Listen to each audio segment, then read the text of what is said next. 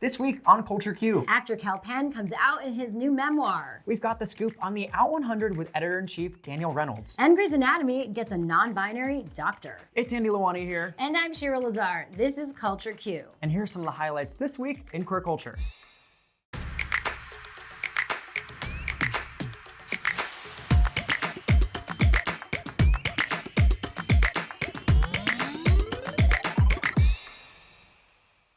Well, someone called Diana Ross because all the celebs are coming out. First up is Harold Kumar star Kal Penn. The actor announced his news just in time for the release of his new book titled You Can't Be Serious, and reveals that he's been off the market for a while. Josh and I have been together for 11 years. We had our 11th anniversary in October. In the memoir, he reveals the couple's first date, saying he was concerned it might not work out when Josh showed up carrying an 18-pack of Coors Light, ready to watch NASCAR. And honestly, if a relationship can survive watching NASCAR, it can survive anything. Penn shared with People magazine that while this may be news to fans and the public, he's very open about his identity with everyone he personally interacts with, and that while Josh is a more private person, he's really excited to share our relationship with readers. And when asked about coming out to those close to him and how they would receive it, he said that was the last thing he worried about. When you're the son of Indian immigrants who says that you want to be an actor, the chaos that creates in your family and your community will trump anything else always. In his book, which is now available, the actor also discusses the challenges of Hollywood,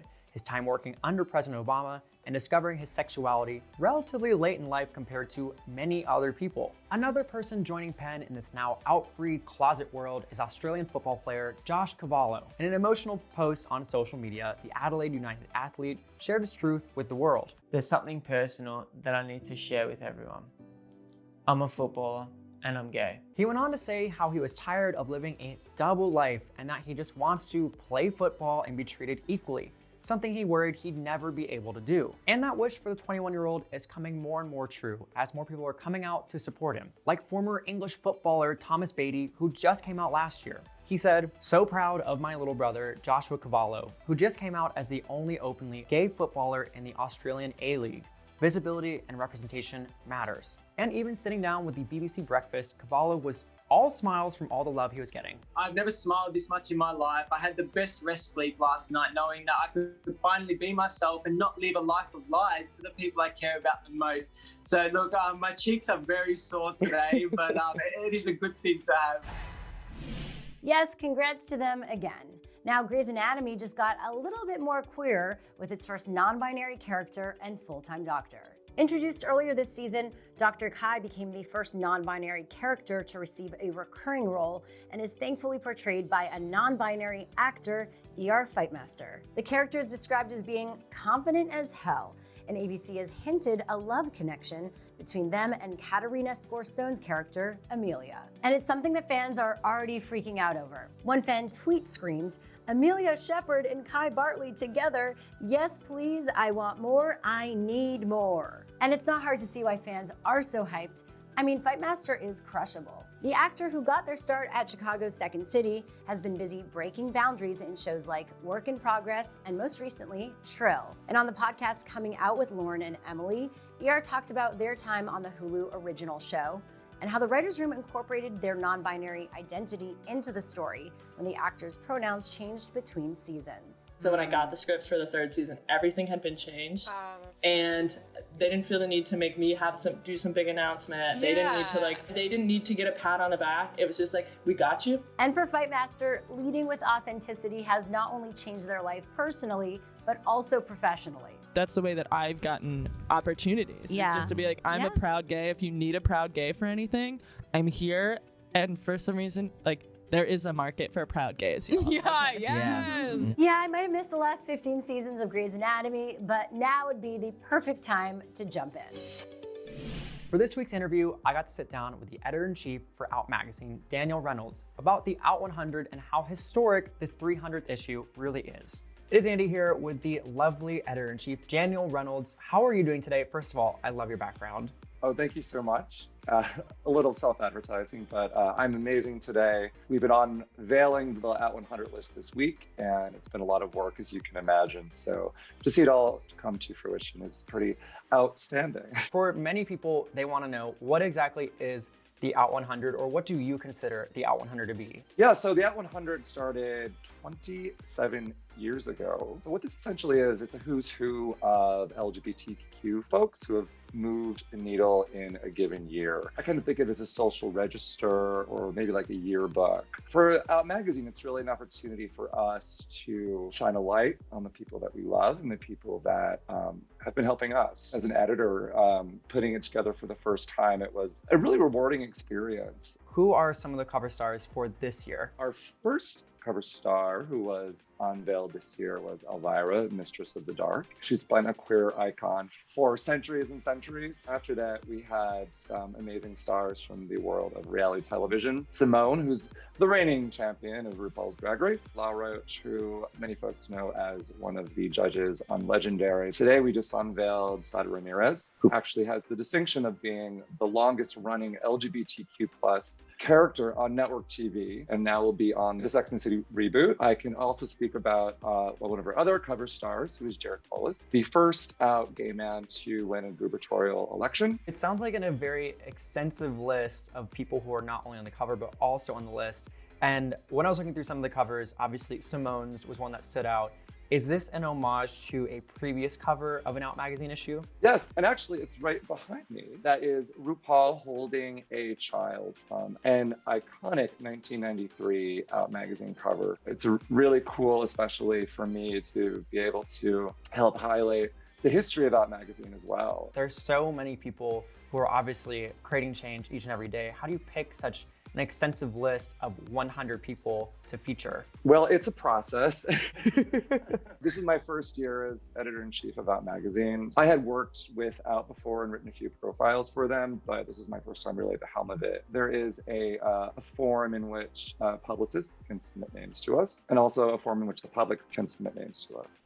And then the editors themselves from all our various publications will also submit names for consideration. This year we had really, I think, over 5,000 names that were submitted from the public. A lot of them were repeat submissions. Some folks have big fan bases. As editor-in-chief, I go through kind of the list of headlines from the past year and ascertain who's been making those headlines, who has been moving the needle in the culture. And it really is balancing the internal team with external voices. Maybe we should have a reality show. Making the cut of Out 100, the new reality show coming to you soon. This is not only the Out 100, this is the 300th issue of the Out magazine publication. What does that mean, first of all, to the Out team, and what does that mean to you as editor-in-chief? It's overwhelming to think about, but it's so special. I speak about this in my editor's letter, but I can remember being a teenager and walking into Barnes & Noble and, reading Out magazine. It gave me a map to a future that I didn't think was possible. It really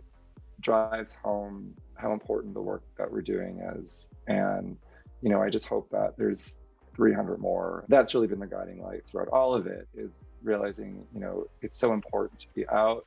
It's powerful to be out, and we're proud to be out. Lastly, what do you hope a lot of the readers at home will take away from these issues? For the readers at home, I hope that reading about maybe one of these folks in particular inspires them to be more out in their own lives, in their own careers, or maybe to try something that they didn't think was possible. I think life is about innovation, it's about reinvention. I think each of them is a role model and a possibility model. Readers, I hope you're inspired. I hope you are entertained. I hope you're edified, and I hope you like it. And of course, thank you, Daniel, for taking the time to speak with us and featuring the Revry team on the Out 100. If you want to check out the full list, go to out.com and definitely check it out. Well, now it's time to take a look at some queer news around the world. Some shocking news came out of Italy this week when the Italian Senate struck down a bill set to offer protections to LGBTQ people. The Zan bill would have criminalized hate speech and discrimination against queer people, women, disabled folks, and other vulnerable minority groups. And the bill has caused division in the country, with many conservatives fearing it could infringe on religious freedoms. Which, if hate speech has to be part of your religion, maybe you're doing it wrong. But that could be just me. The Senate struck the bill down in a vote of 154 to 131, and the response is chilling to say the least.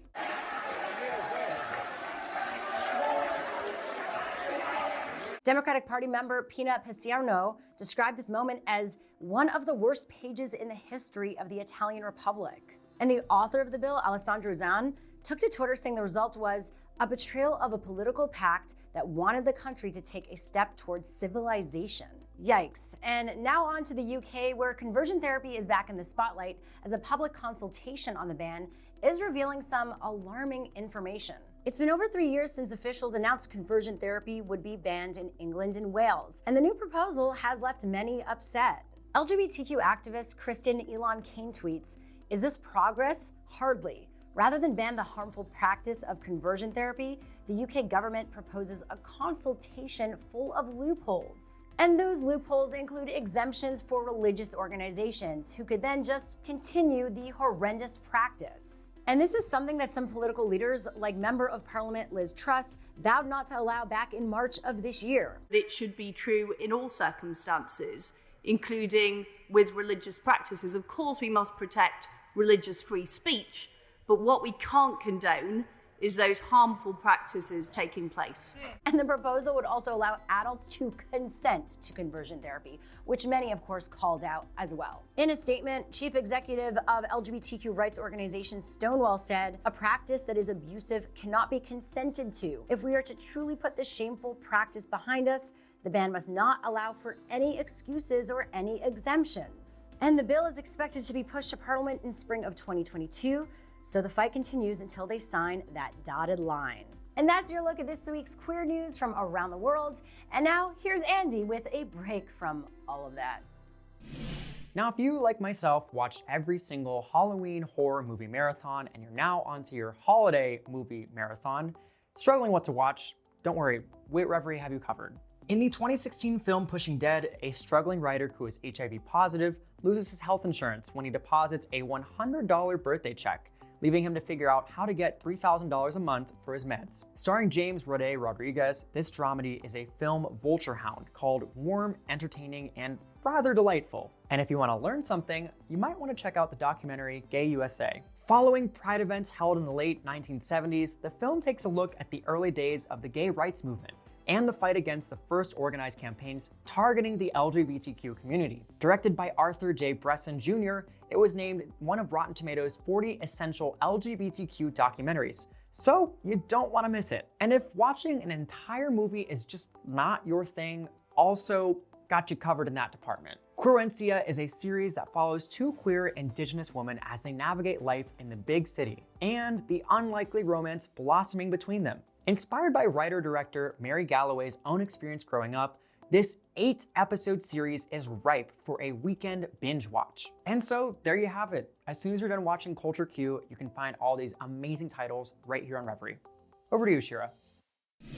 Thanks, Andy. Well, now let's wrap things up with some Culture Q inspiration. Last Wednesday, Navy veteran Dana Zzyym was issued the first ever US passport with an X gender marker, officially indicating that they are neither male nor female. It's a wonderful document. It means a lot. Zzyym, who is intersex, has never before been issued a passport and was initially denied the correct gender marker in a request that was first made all the way back in 2015. Yep, something as simple as having an X on a passport took over 6 years to make happen, and the road wasn't easy. I felt pretty restricted from the time they denied my passport application. But nothing could break Zymm's spirit. Paul D. Castillo, a member of the American Civil Rights Legal Council, Lambda Legal, who took on their case, said this: "They showed incredible courage and perseverance throughout the case. This is a momentous day, and its significance cannot be understated for all intersex, non-binary, and gender non-conforming applicants." According to a report by CNBC, the State Department has plans of making this gender-inclusive option widely available to the public starting sometime in 2022. The U.S. Special Diplomatic Envoy for LGBTQ rights, Jessica Stern, also shared her plans to use this experience to help other governments around the world make similar changes, noting this: "When a person obtains identity documents that reflect their true identity, they live with greater dignity and respect." And that's something that Dana Zzyym can definitely agree with. You can't stop us anymore. You can't deny who our existence anymore. This is it. We're here. We are so happy for you, Dana. Get yourself an island vacation. Please do yourself that favor. And that's the end of this week's show. Andy Lalwani here, signing off. And I'm Shira Lazar. Thank you again for hanging out with us. And be sure to catch Culture Q each Thursday at 8 p.m. Eastern. Live and always on demand, right here on Revry.